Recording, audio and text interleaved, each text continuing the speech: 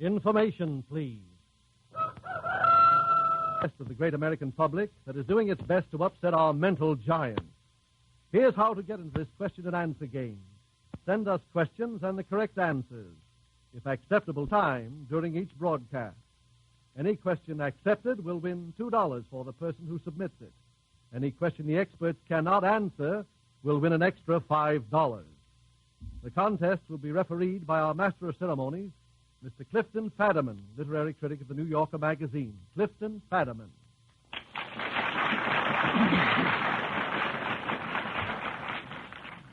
Thank you. Good evening, everybody.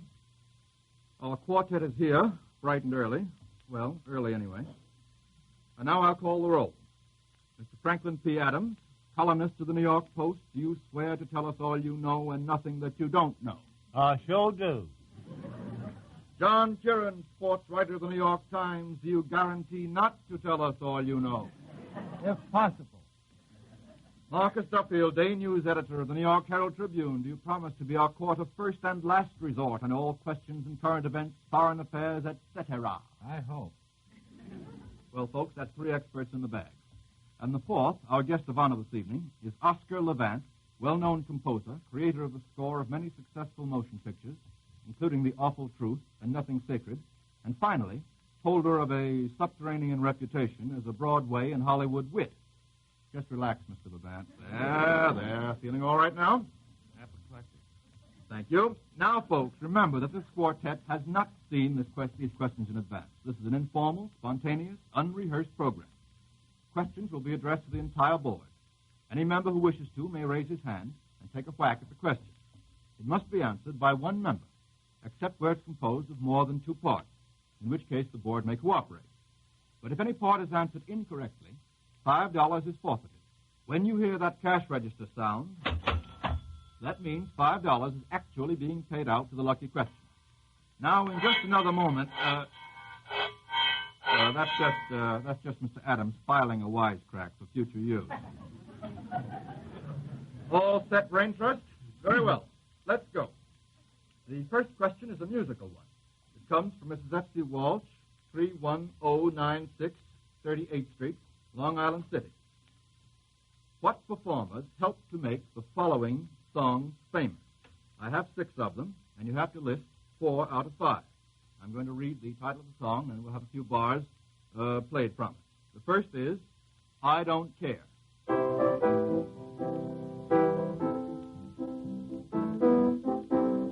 Mr. Levant, who made it famous? Eva Tango. That's quite correct. Number 2, Shine On, Harvest Moon. That's very pretty, too. Mr. Levant. Nora Bayes and Jack Norwood. Good. Very good. You're doing very well, Mr. Levant. 3, Silent Night.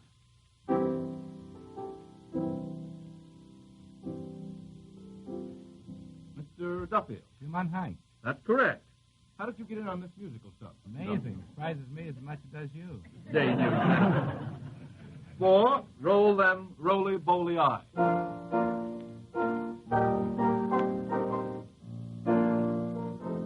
Mr. Levant. Eddie Leonard. Pretty good. 5, But Definitely. I think we've got them there. Shirley Temple. Good, Mr. Levant. That's correct.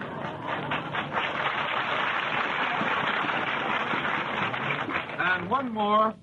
When My Baby Smiles at Me. Ted Lewis. Ted Lewis for Mr. Levant. That's quite correct. Sure brings us back to the old days, doesn't it, Mr. Levant? Not very old. You don't think so? You don't feel yourself getting sentimental? Shirley Temple. Shirley Temple. We have no time for sentiment this evening. Let's rush on to question number 2, which comes from Mr. Harold Lampell, 315 East Susquehanna Street, Allentown, PA. Question. Explain the following slang terms used generally by baseball players. There are 4 of them. One is dunker, strawberry, jockey, rock. I have the unenviable distinction of not knowing the meaning of a single one of them. Mr. Kieran, I knew you'd be right there on the dot. Dunker. Dunker, I have to use gestures. A dunker is a top ball hit by a batter that goes over the infield and suddenly dunks itself into the grass in the outfield. It's another name for a Texas leaguer. Ladies and gentlemen of the radio audience, he's been using gestures all along. I'm sorry that I can't transcribe them over the radio for you. The next is strawberry. Why, strawberry is a nice red mark gained by a player in hurling himself along the ground to reach a base. Bruise from sliding, it says on my that's correct. Jockey. A jockey is a wisecracker in a baseball uniform, speaking from the bench. That's correct. And finally, rock. A rock is another name for a serious error, such as I have often made here. Yes, you remember you did make a serious error last week. We have 724 letters coming to us from all parts of the known and habitable globe, Mr. Kieran, about the error you made in connection with Johnny Allen. That was a rock of the purest granite. Yes. Serene. You remember that the game in which Johnny Allen played was played in what town and not what other town? Was played in Boston. And you said? I was exhibited naked to the blushes of eternity. Highly fallible, folks. Highly fallible is Mr. Kieran. Now, Mr. Kieran, all I want to know from you is the Latin name of a Nicaraguan screech owl with a yellow tail feather. He doesn't know, folks. He doesn't know. We'll go on to the next question from Harold B. Dent, 319 Hamilton Avenue, Paterson, New Jersey. Name 3 sets of fathers and sons who have held high positions in the United States government. 3 sets of fathers and sons who've held high positions in the United States government. Volunteers on that. Mr. Duffield? Let's start with John Quincy Adams and then think a while. Yes? His father was Samuel Adams. No, that, I'm afraid, is wrong. Huh? The father of John Quincy Adams was John Adams. So he was. So he was. Hold that register for a while. How about another set? That's wrong so far. Mr. Kieran. Well, could you count the 2 Roosevelts, 2 Teddy Roosevelts in it? One Yes. was President of the United States, the other was Governor General of Puerto Rico and the Philippine Islands. That's correct. And one more. How about the Clark boys? The Clark boys. Very good. Can you name them, Mr. Levant? They were both champs, weren't they? I don't... One was Champ and one is Bennett Champ. Well, we got 2 out of 3, but I'm afraid that little error is going to cost us $5, Mr. Duffield. Now, there are a couple of others you might have mentioned. The La Follettes, of course, the Morgenthauers, the Wallaces, and there are a whole crowd of Harrisons scattered through our history. How about the Bagbies? Who, Mr. Levant? The Bagbies. The Bagbies? Who are the Bagbies? I think you made it up. No. Baseball pitchers. That's right. Oh, they occupy high Father and positions in the son. United States government. Certainly. We'll put that in the next question. From Mr. John C. Kingston, 3809 Hamilton Street, Philadelphia, Pennsylvania, comes this very simple question. According to Omar Khayyam, what 4 things would be sufficient to transform the wilderness into a paradise? Now, you have to get all 4 of them. Mr. Adams.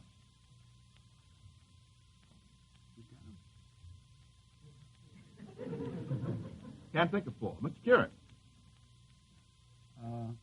Book of verses, That's 1. jug of wine, a That's loaf 2, of bread, 3. and, not you, thou. Thou. That's correct. Retrieved your reputation, Mr. Kieran, very nicely indeed. Here's another one on a musical subject from Mr. Harold S. Oikel, 39 Goldthwaite Street, Lynn, Massachusetts. Name a famous piece of symphonic music that was written on 5 of the following 6 subjects. Now we have to get 5 out of the following 6.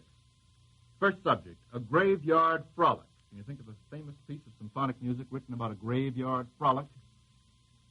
We'll get on to jollier subjects a little later on. Mr. Levant, any ideas on that? That is a tough one. I'm dead. Mr. Levant can't see through that one. I can hardly pronounce the name of the man who wrote this thing called Danse Macabre. Oh. Saint-Saëns? Saint-Saëns?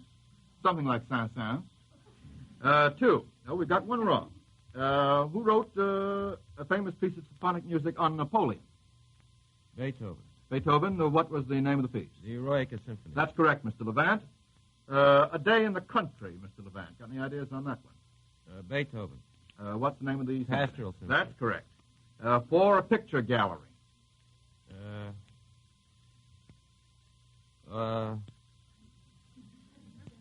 This is Still Mr. Levant, doing very nicely. I was wrong twice in my mind. Wait a minute. Doesn't count if you're wrong in your mind, as long as you don't say it. What's that, a day in the picture gallery? Just a picture gallery. It doesn't say how long. A day in the country. I like that. Picture gallery. Want to come back to that? Yeah, Excuse me? I have it someplace. All right, he's got it someplace. A railroad train, Mr. Levant. Honegger, Pacific, some number. I forgot the number. Well, you don't have to give us the number. 231. Thank you. Adds up to 6. Very easy to remember. A Great Lover. Don Juan. By Richard Strauss, that's correct. And now how about that picture gallery? Come on, let's have that picture gallery, Mr. Levant. Anybody else? Mr. Adams? Mr. Kieran, you mean to say you don't know who wrote... Mussorgsky.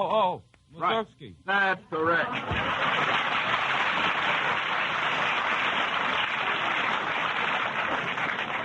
Pictures in an exhibition. That's correct. Completely unrehearsed, folks. Completely unrehearsed. You just got by on the skin of your teeth, Mr. Levant. Pretty good, though. The next one is from Louis Martin, 1731 California Street, San Francisco, California. Explain 4 of the following political phrases. There are 5 altogether. First, dark horse. Mr. Duffield, let's have that. Dark Horse is a candidate that nobody thinks will win, and suddenly he turns out to win. That's correct. Kitchen cabinet. Kitchen cabinet are the confidential advisors of the president. Correct. Log rolling. Log rolling, you vote for my bill, and I'll vote for your bill. More or less that, yes. Pork barrel. That's getting post offices for the hometown. Well, that's it in a most very specific way, yeah. Would you say legislative appropriation of money for projects of questionable value, which is the definition I just made up? And 5, fat cat. Fat cat? Yeah, that's a tough one, fat cat. Sounds like baseball. Go ahead, Mr. Kieran. Mr. Kieran, don't you know fat cat? Well, you know about natural history. What's the matter with your view? See, I think a fat cat is probably an angel. Yes, it is an angel. Politician. Well, what does he do? What does his angel do? A heavy contributor to the campaign. That's correct. Got 5 out of 5, Mr. Duffield.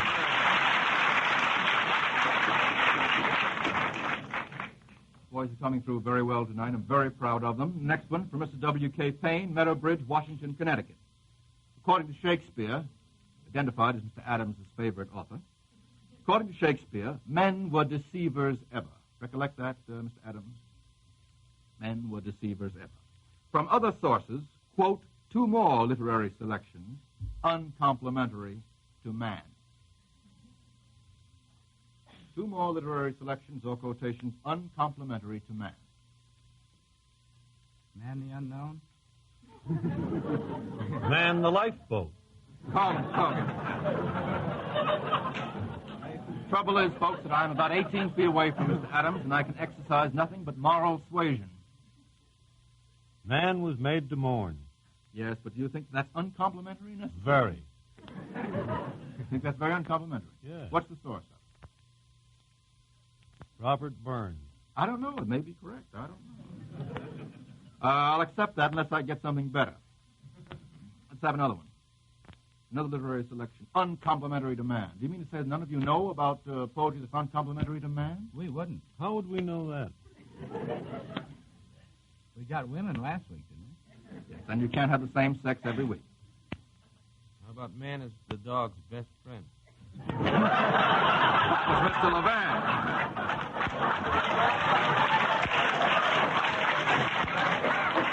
Mr. Levant, I'm sorry, can't accept that. It's going to make you stick to music. One more. If not, I'll have to supply... Just one more... Yes, sure, Mr. Kieran. Just one more. Mr. Adams. A man was the cause of it all. Now, folks, what would you do if you were in my place? That's right. That's the end of a song. By whom? Begins, she was more to be pitied than censured. That's correct. I suppose it is uncomplimentary. Well, we just about For 40 get cents, by. I'd sing it. 40 cents? Anybody here got 40 cents? No, nobody has 40 cents. Well, I have some very good quotations, which I'm now going to read. How about rats and snails and puppy dogs' tails? That's what little boys are made of. Isn't that a good one? Mr. Adams doesn't like that. The more I see of men, the better I like dogs. That's what you were thinking of, Mr. Levant. I like mine better. He likes it better. Man's inhumanity to man makes countless millions or thousands or 10,000s more. And that's from whom, Mrs. Kieran? Burns. Yes. Well, now remember... From man was the made next to time. mourn. He sticks to man was made. Folks, That's the Adam name knows of it. one quotation and he sticks to it. The next question from Mr. Harry Snyderman, 7254 Summers Road, Philadelphia, Pennsylvania. Very heavy mail from Pennsylvania this week. Question. Can you explain what 5 of the following are? Now, I think there are 1, 2, 3, 4, 5, 6 words. Here are the words. I'll read them very rapidly. Piffle, whiffle, sniffle, yaffle, snaffle, ripple. Tiger. What's your name, Mr. Adams? And a tiger. Yes, and a tiger. Now, we'll start from the beginning. We'll go very slowly. Piffle. What's piffle, Mr. Kieran? Persiflage. Kidding around with words. What was that first word? Persiflage. Persiflage. How much did you pay for that one, Mr. Kieran? That's correct for piffle. Whiffle. W-H-I, iffle. Whiffle is the front part of a whiffle tree. Oh, no. No, Mr. Kieran, I'm instructed by the boss not to Whiffle's allow what you that. have with maple syrup. That was Mr. Adams. I'm sorry. Now, what's the next one? How about skipping that? No, we have to get whiffle. Whiffle. Whiffle while you work or something? It's getting worse and worse. I think I will go on to the next one. A whiffle, as a matter of fact, is a small flute or fife, or it is a puff of breath, or it means to vacillate. And, of course, it is the first part of the word whiffle tree, but it is not a complete word in itself. Not from that point of view. The next one is sniffle. What's a sniffle? That was a sound effect, ladies and gentlemen, by Mr. Kieran. Yes, Mr. Kieran. Well, it's a sharp intaking of the breath through the nasal passages. Yes, that's right. Apparently. None of this persiflage stuff, though. And a yaffle. Mr. Kieran? A yaffle? Yeah, a yaffle. You know what a yaffle is. Yaffle says there's an English bird that has a name like a yaffle, but... Well, don't be so aggressive about it. That's perfectly correct. Perfectly correct. Snaffle. Oh, a snaffle? Mr. Kieran again. A snaffle is part of the head harness of a noble animal called the horse. Good. And finally, ripple. R-I-F-F-L-E. Ripple. Well, there are several definitions for that word. You can riffle a deck of cards, or there are riffles on small streams, Correct. brooks, and That's ripple. well, there are also riffles. And Don't you like that, Mr. Adams? You No. know how riffle- Mr. Adams doesn't like it. Mr. Adams is in a very bad mood this evening. Any one of those definitions for ripple is correct, and that gives us 5 out of the 6. So that's correct.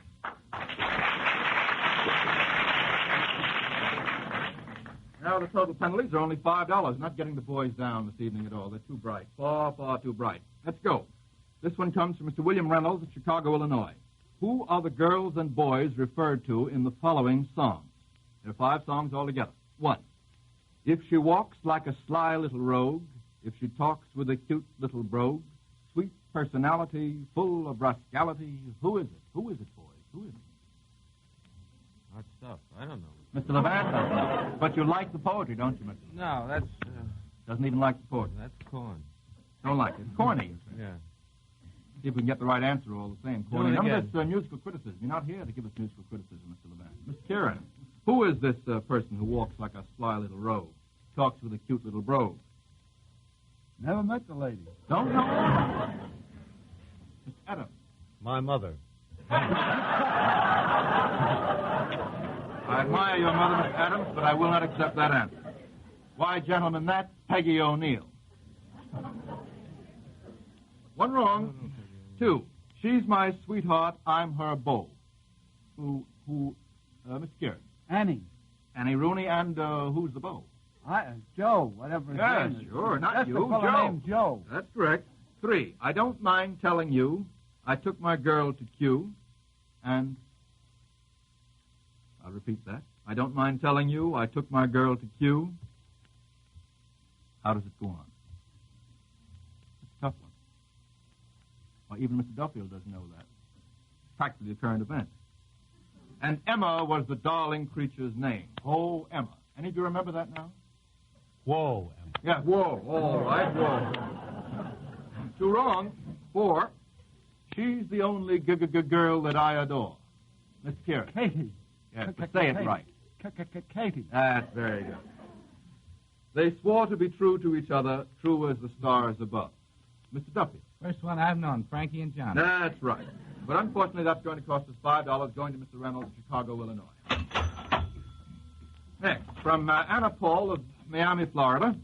The following are famous remarks by famous men. Now, I think you ought to get all of these, boys. These are very well-known remarks by very well-known men. All I want you to do is name the man. 1. Let's look at the record. Volunteers. Mr. Levant. Al Smith. Correct. All I know is what I see in the papers. Mr. Duffield. Will Rogers. I'll be back in a flash with a flash. Mr. Levant. Winchell. Very good. I do not choose to run. Mr. Kieran. Mr. Coolidge. There's a sucker born every minute. Mr. Kieran. Mr. Phineas T. Barnum. Correct. Walk softly and carry a big stick. Mr. Duffield. Theodore Roosevelt. That's correct. Let us return to normalcy. Mr. Why? Adams. W.G. Harding. Very good. I am going through on this line if it takes all summer. You. The next. This is a funny question from Mr. M.M. Weed, 1180 West 28th Street, Los Angeles, California. What imaginary characters, or folklore characters, used the following means of locomotion? Now, we figure you ought to get all of these. 1, a pea-green boat. Mr. Kieran. The Owl and the Pussycat. Yes, that's old natural history Kieran again. 2, a raft. What imaginary characters in fiction, used a raft?